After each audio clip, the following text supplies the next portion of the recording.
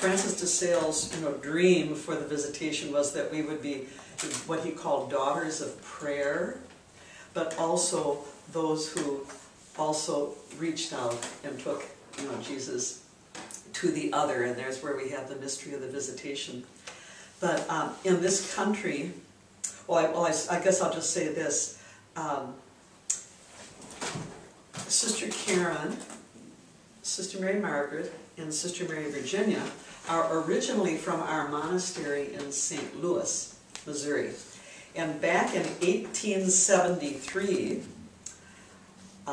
John J. Hill, who is the big railroad guy up here, wanted to have a good school for his daughters.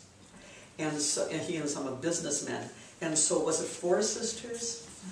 Got on a boat, on a steamboat down in St. Louis and came up the Mississippi to St. Paul and founded the Visitation in St. Paul in 1873. Their monastery goes back to 1853.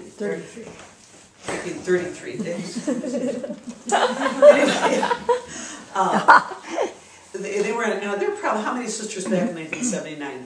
45 sisters in your community or something like that? Yeah, probably. Probably about 45, okay.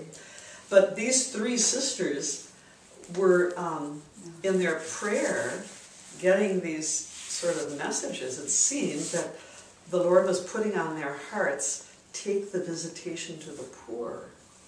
And they started just sharing that with one another. What do you think this means? We've taken kids to Katy, Appalachia, inner city of St. Louis. We've always, our schools are college prep schools, and we've always felt like it is really, really important to give our students a kind of a global awareness. So social justice has always been at the heart of the visitation, just as it's at the heart of the Magnificat.